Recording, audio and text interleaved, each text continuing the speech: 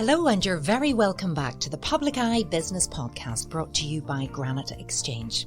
My name is Sarah Travers. I'll be your host, and throughout this series I'll be speaking with local entrepreneurs, business owners and senior executives to learn more about how their companies have come to be, to gain insight into their growth and crucially find out how they continue to innovate.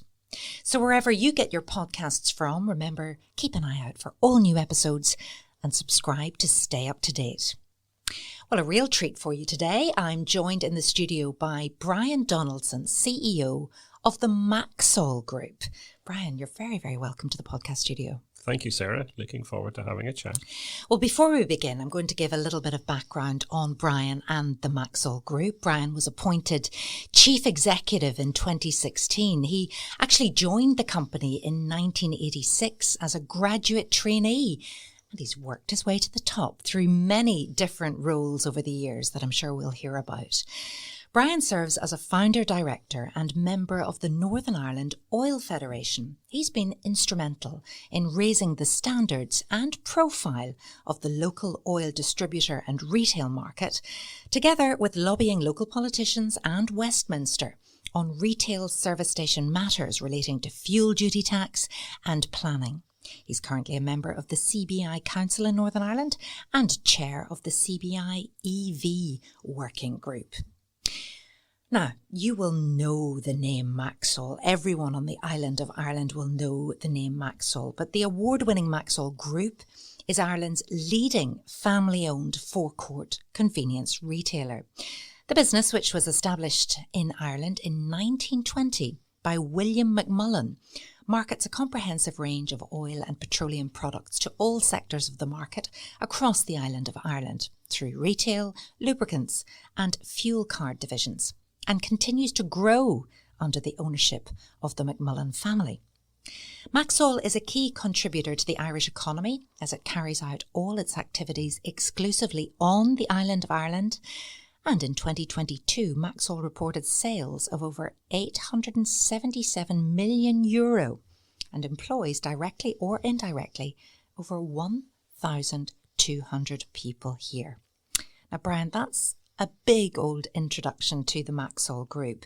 And you're not the McMullen family, but we just wanted you to come in because this is a story of entrepreneurship that has grown legs, arms and everything else and is surviving a lot of changes in what you do. But first of all, give us a little bit of a background into who you are. Okay, well, look, thank you very much indeed for the opportunity to come along and talk about the business. It's a 102-year-old business. It's been a privilege to work for the McMullen family really since 1986, as you said. Look, I come from humble beginnings, as much did the McMullen business when it started away back in the early 1915, 1916. I'm originally from County Down. My accent may have been slightly changed due to my spending a lot of my time in Dublin. But look, I come from my parents. My mother was a farmer's daughter in County Down, and my dad was originally from Newtownards, and he was in car sales as he was in selling agricultural machinery. So a little bit of farming, a little bit of business in the background. And I suppose that's what sets your scene in terms of your work ethic. You know, anyone who works on a farm or has had to play a part on a farm, early starts, hard work, and you've got to love the outdoors, which I do. So look, that was really my grounding. So I really am a County Down boy who actually married a girl from County Antrim, Alison, and I have a super daughter, Jessica, who I'm very proud of.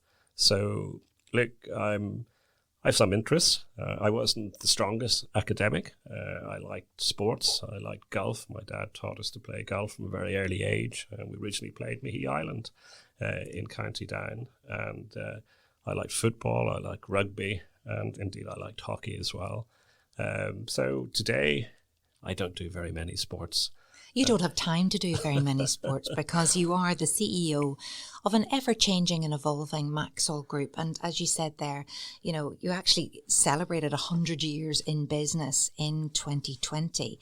And normally we have people who've, you know, been the entrepreneur, but, you know, the family have handed the reins over to you, if you like, as the CEO. But you started in 1986 with them. Yeah, I'm the second non-family member to be CEO. and the first person from Northern Ireland to be asked to be CEO. So it's a great privilege and a great honour. My boss was Tom Noonan, who was the first CEO outside of the McMullen family. So the McMullen structure is they're very hands-on in the business, and they bring in a senior executive team in which to oversee the business. And there are very clear lines of governance and very clear lines of reporting. We have monthly board meetings, and each of the departments report on their progress and where the investments are actually being made. But look, as you mentioned, I came in 1986 completely green. What they teach you in university isn't really what happens at the coalface. No. Lots of books and lots of text, but until you actually roll up the sleeves and actually meet people, you then start to navigate different paths to what you may have been told to approach in terms of textbook learning. So whenever I joined in late, I think it was early October 1986, they took on 2 graduate trainees. One came from Queen's University and one came from myself from Bradford University over in Yorkshire. So my background was finance and marketing. So my first project was working with Queen's University. And that was going out and talking to our customers. What do you like about us? What don't you like about us? What products would you like to see us bring into our stores, and what other services would you like to see offered within our company, our network? So it was very grassroots learning. And from that, I was fortunate enough to get through my probationary period because there were quite strict rules and you had to work particularly hard. And also you had to fit the culture. Culture is absolutely critical within our business. This is what values do you have, and how are you going to behave, and how are you going to treat people, how are you going to look after people. But also that word respect and dignity is a very, very big value within our business. And that was ground into me from 1986 until present day. And I count myself to be very fortunate because I've held so many different roles within the group. I originally started as a trainee, moved in to be a regional manager. They then promoted me to troubleshooter, and then network manager, and then general sales manager. And then I had the great opportunity of starting to work All Ireland.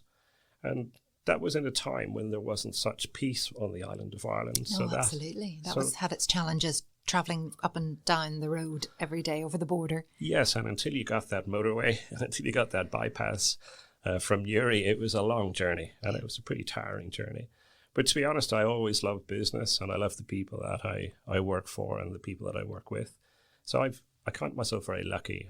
I moved into group marketing manager in mid-1990s, and that just opened the island of Ireland. And Ireland was investing, it was growing, and we had the Celtic tiger, you might remember. Do indeed. It growled, and it's growling again, isn't it? Yeah. It is. So look, it's great to work on the island of Ireland, and people have the same values. They work very hard, very strong work ethic, and people take a great pride on what they do, whether it's the north of Ireland or in the south of Ireland. And as a business, we've changed and evolved, as you would expect, because we've had many different challenges, not just from regulation, but also when you operate on an island, which is 2 different jurisdictions, you have different sets of regulations, you have different VAT rates, you have different customs, you have different currencies. So there's lots of things that you have to get your head around. And, one might remember Brexit. Yep. And also, like in the early days, whenever there was differences on fuel duties in Texas, there was a very big challenge in terms of laundered, washed fuels and how we as a business actually dealt with that.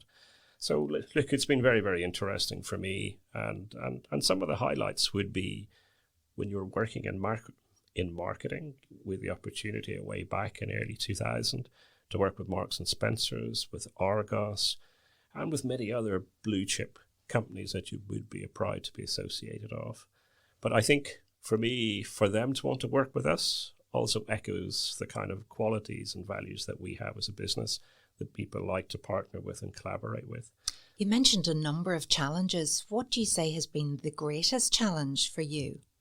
I think that's a good question. Look, in each decade, there's always been a big challenge and a different challenge. Look, in the last 3 years, we've just come through a pandemic. So I'd have to say that's been one of the biggest challenges for any business, and indeed for our business, because we were classified as essential retail, which meant we had to adapt extremely quickly in terms of how do we keep our staff safe? How do we keep our customers safe? And how do we keep our customers coming back? And obviously within the first lockdown, fuel volumes dropped by about That's right. 65, 70%. Nobody could go anywhere except for the essential journeys. Yeah, but also it's a matter of keeping all your colleagues and all your retailers up to date and to support them. So the first thing we did, we spoke and wrote to every one of our retailers, we're in this together and we're going to work with you and we're going to support you through this. Because like ourselves, our retailers were extremely concerned about their own health and well-being and indeed their staff and their customers.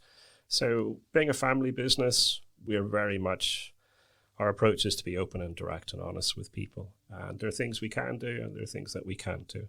But the COVID pandemic was one of the biggest challenges for our business and indeed for many businesses. But as with many other businesses, it turned out to be an incredible business opportunity. And that was because you did it right. Yes, I think so. Look, there's been a massive amount of solidarity built up between our retailers and all of their customers. Our business model is built around communities. You know, a large number of our service stations are within neighbourhoods. Now, those might be neighbourhoods with residential or it might be light commercial, but these are customers who visit us 2 or 3 times a day. And so we became their lifeline. And you may have experienced it yourself.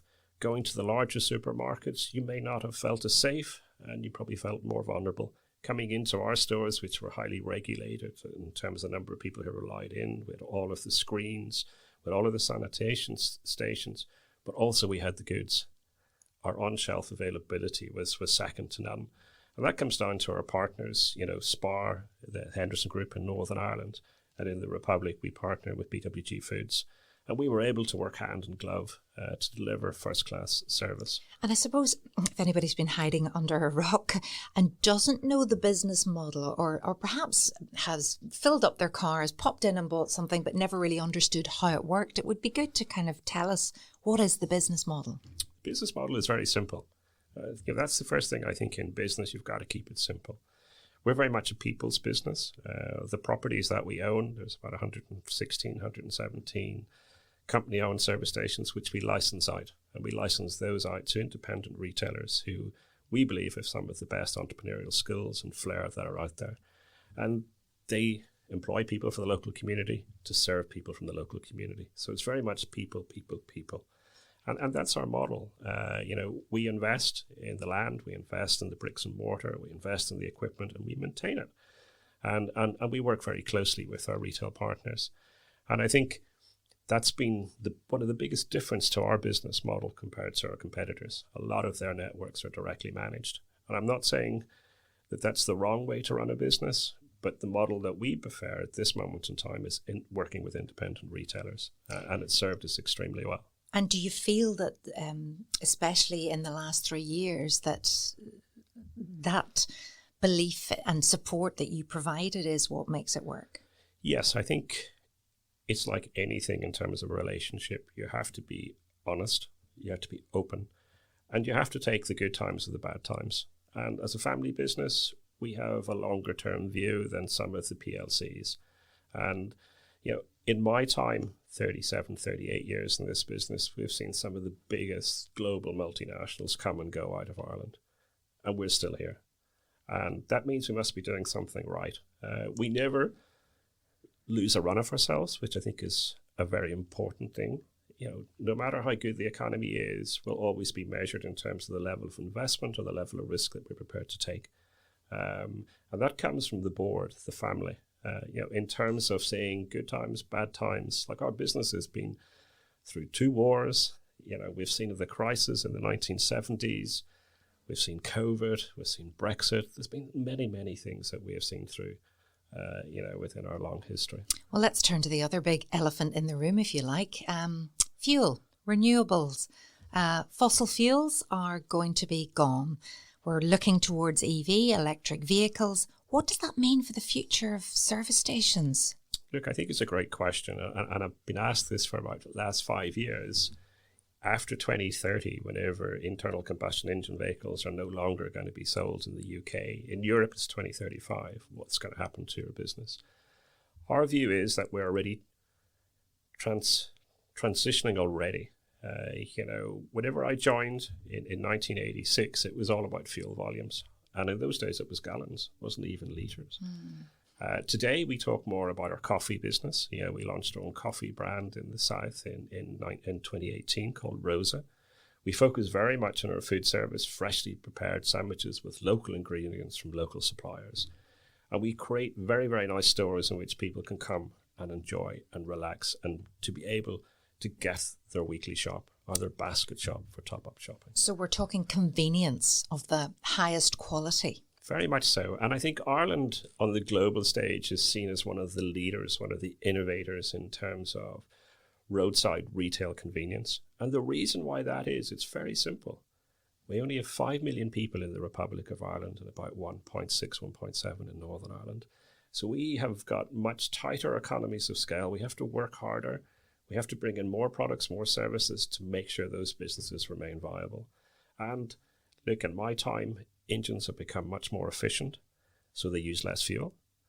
Despite the car park growing, they still use less fuel. And to go back to your question on transitioning to cleaner fuels, we absolutely get that. And the industry is investing very heavily in biofuels and also in terms of how we reduce the amount of fossil content. And technology and advanced fuels, there's much more to come, certainly over the next 10 to 15 years.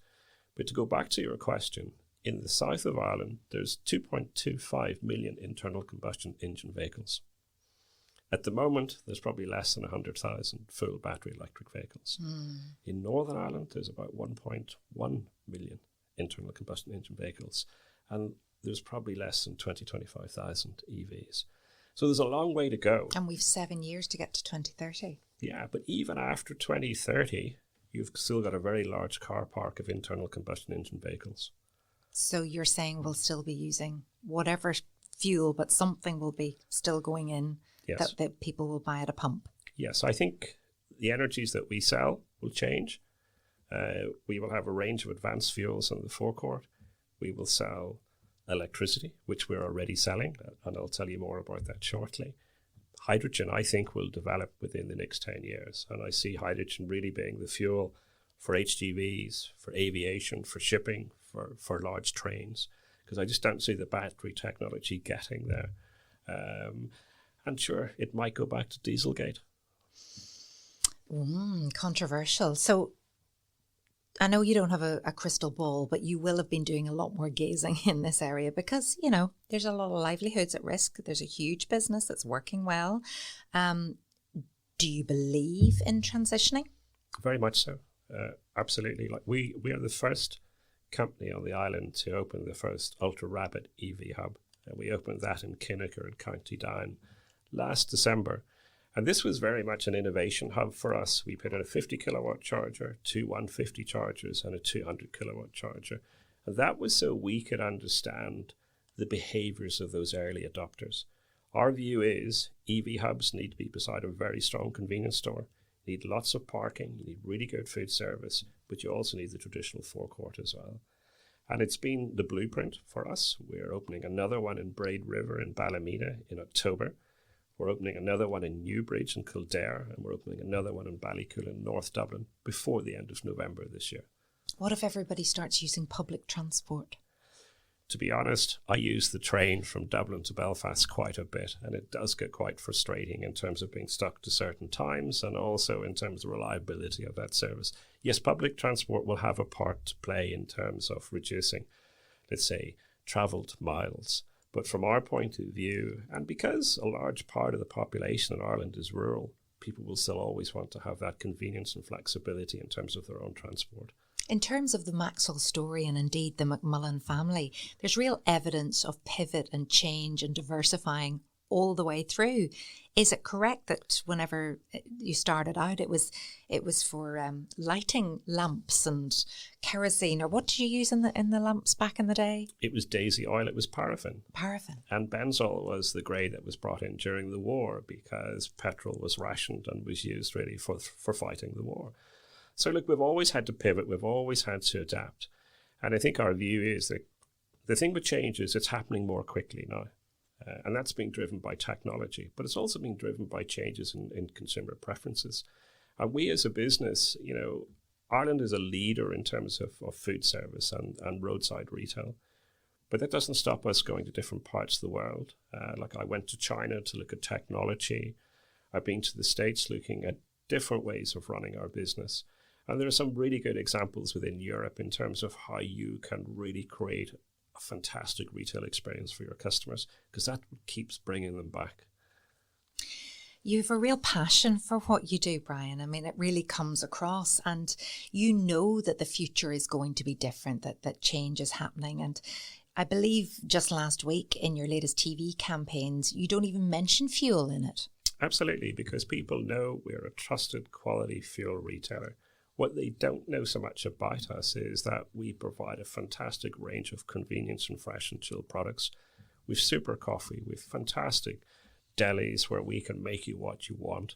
And our ambition is to improve upon that. And in the south of Ireland, we have 36 full off licenses, we have 36 other wine licenses, and we'd like to extend that offering into Northern Ireland at the right time. Tell me about the Homegrown initiative as well. This is one of the nicest things I've ever had to work on. Like I said, I came from humble beginnings. McMullen family came from humble beginnings. And when you work with local producers who just need that little bit of luck, that little bit of opportunity to get their products into your store, this is an initiative that we ran really in the south of Ireland. And we had over 105 entries from local producers with local products to get into our stores, of which there are 72 in the south of Ireland. And we were just blown away by the quality. But, you think I have passion, you should listen to these entrepreneurs. They're absolutely superb. And so we shortlisted 6. We didn't really shortlist 6. They were actually 6 winners.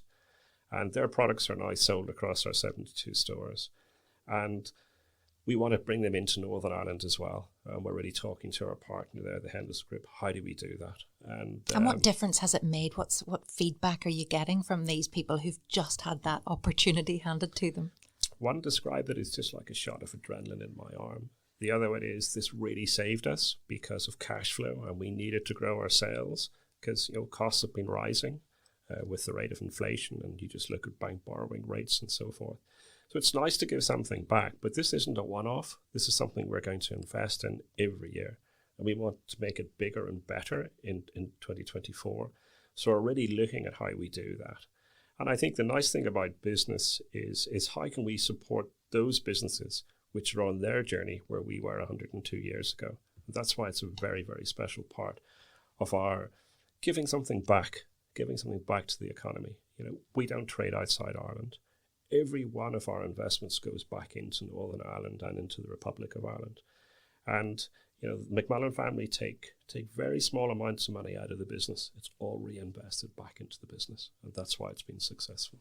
I don't want to talk about fuel for too much longer, but it would be remiss of me not to mention the prices at the minute. Obviously, we've had the war in Ukraine, and all sorts of reasons have really hit your customers in the pocket. And, the prices, they fluctuate, but, they're still incredibly high. Yes, and fuel is traded globally. And it's now, if an event happens in China, or something happens in OPEC, or something happens within Russia, or even in terms of the inventory of stocks in the US, prices move up and down. Oil is actually traded in dollars, so you also have that currency factor as well.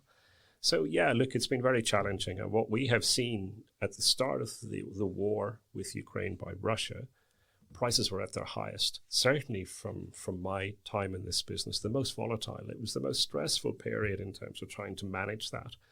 And certainly consumers cut back on their usage. People normally buy value rather than by volume. Certainly if you're a private customer, you buy by value. Businesses probably will stay to volume. So the outlook, oil prices at the moment are about $88 a barrel. The exchange rate's about 126. So it's expensive. And can you do much to help your customers with this? Because, you're doing so well yourself. It's nice to be able to pass on some help to your customer. And we have done that. But I think the biggest challenge in terms of the fuel price is 65 to 70% is tax.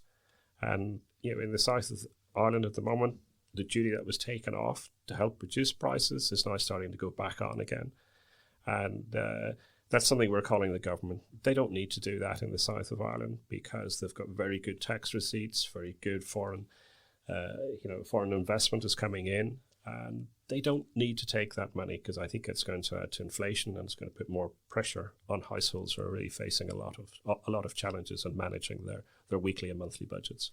I want to talk to you a little bit more about Maxol and the type of place that it is to work. You mentioned when it comes to recruitment, you very much look for values and the type of person. Tell me a little bit more about why it's a great place to work. Yeah, look, people like to be respected. People don't like to be a number. And because we directly employ no more than 86 people on the island of Ireland, we're a very tight community, a very tight family ourselves. Indirectly, we support well over 1,200 people within our own network. But what we look for in people is not just their ability, but also how they're going to engage, how they're going to respect their colleague, how they're going to respect our retailers, how they're going to respect our partners, our key suppliers. And we do a lot of work. We have an internal sort of culture committee that look at different initiatives, different projects. How you build a culture really flows from the top down, but also it needs from bottom up as well. And one of the things that we pride ourselves on is really our core values, of which there are 5. Look, we're family. And I've already explained, we work with families to run our sites. They employ people from the local community to serve people from the local community. So family is massive to us. And families experience good times, sad times, and celebrations. And we try to be part of that at the right time. In terms of our approach to business, look, we're very open in our style. We're not going to be devious. We're going to be honourable is another big value within our business. And we also want to be a champion in terms of what we want to be successful. We want success breeds success. And in our nature, we have to be friendly, a key value. There are tough messages that you have to give at times, but it's how you give it. And it takes a while for people to understand that culture. Like in terms of my time, I've recruited a lot of people into the business, and those coming from some of the big corporates, the PLCs, it takes a little while for them to adjust and to adapt to our style in terms of being a family-run business. We take a longer-term view on investments, and also we try to give something back to those people who give so much to us in terms of how we run and drive the business. And rewarding success is really important to you, whether it's at the top level or somebody who's been with you for, from the beginning. Absolutely. Look, a very simple example of what we try to do. We always have an away day for staff briefing every year. We try to pick a fun event. One of the most successful ones we did was learning how to make pizza in a very nice restaurant. And you were able to come, build a team, and you created your own pizza, and it was judged. And obviously there's a little bit of fun, a little bit of red wine as well, or a little bit of white wine. Always helps. But we try to bring our people with us. And one of the nice things, last week we launched our TV campaign, Bags More. Every employee got a Bags More with a nice selection of goods that are within all of our stores. So it's a nice way of bringing people along. At Easter eggs, it's the small things that make the big difference. That's what I've learned. And tell me, Bags More, what's that all about, the campaign? The campaign is to let people know that we're a very different business today than what we were before. We got a fantastic COVID bounce because people wanted to shop more frequently and local. And that introduced a whole new customer base into our stores. And also hybrid working has changed with people working from home, typically on a Monday and also on a Friday. So that's helped our business as well. And people know what we're good at, which is car washing and fuel and lubricants and all of those kind of traditional products that we've worked hard at for many, many years. But when people come into our stores, I think they'll be blown away. And those that have. And we have sticky customers. They stay with us because they like the experience. There's a good value offer. There's a good range. And the people appreciate them coming through the doors. And you're really investing in the stores too, and really helping to turn them into works of art, really. They're absolutely beautiful, some of them. And we're seeing awards coming. Tell us about some of the awards you've been winning. It's always nice to hear from your peers within your industry that you're doing well. And this has been a journey that we've been on for 102 years, and we still haven't got it right. It's constantly evolving. It's constantly changing. And like we've won many awards. I think for me, some of the highlights are the awards that we have picked up in London in terms of Forecourt Trader Awards by having the best sites in the UK and Northern Ireland, such as A26 Tannick such as Kinnicker in Hollywood. But also on a global stage, we're now recognised as a global innovator, particularly in food service and roadside retail. In 2022, we picked up European Convenience Retailer of the Year, which absolutely was tremendous. The year before that, we picked up Best of the Best in terms of convenience retailer. And during COVID, we picked up the highest in terms of our standards and approach to dealing with COVID. So we got 3 in a row. And Pretty this impressive. This year we only got highly commended. Oh, gosh, it must have smarted a little. And as I mentioned, you celebrated, and you mentioned too, your 100th anniversary in 2020. Sadly, COVID would have impacted then on the plans to celebrate, but you waited to this year and you did it big style. We did. In 2020, we had fantastic plans. And one thing that we were able to do was publish our book, which is a history of the company. And you've a beautiful copy just next to you, but we can't see it, but it is lovely. Our director, Noel McMullen, third generation, worked very closely with Turtle Bunbury, who is a writer and historian. And they researched this for over 3.5 years. They travelled the length and breadth of Ireland, spoke to many former colleagues, suppliers, and people who were in the business, and produced this fantastic 260-page copy. But what it's about, what really inspired me about this book and how it's been put together, it's about the people in the business. And it's been done by decade because we all recognize certain events by decade. And it's how those people were impacted during each of those decades. There's 10 decades in there, and it's full of fantastic information. And the books can be bought online or they can be bought through our stores. It is a fantastic gathering, and it actually is the outworkings of entrepreneurship. A lot of people that sit where you are, Brian, they're just starting out on their business journey.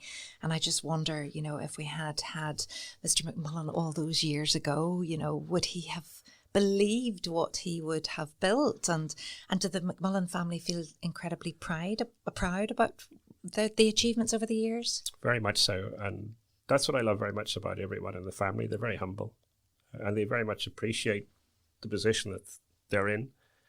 And I think in business, you can have the best idea, but it's about timing and luck as well. And I think they recognize that.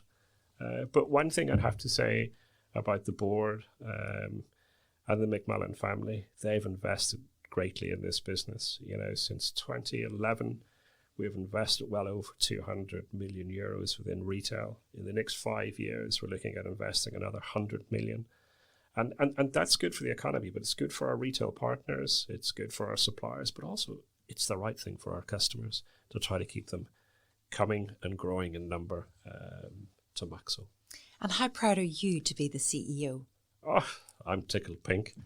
To be quite honest, I feel very privileged to have had the opportunity to sort of head up such a successful operation, really from 2015, 2016.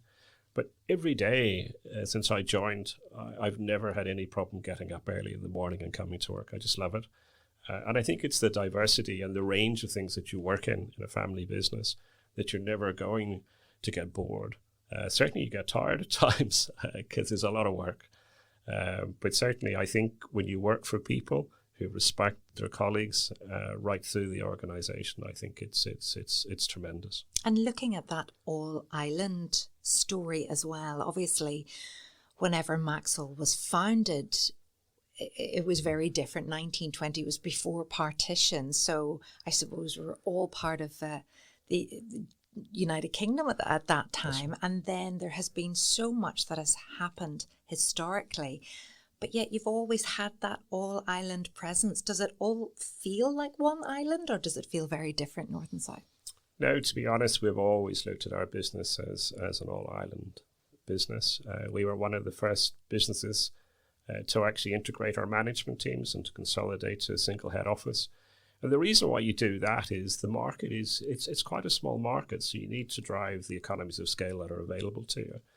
And we did it before the peace process. And I have to say some conversations were challenging, but look, where we are today, it's a completely different business.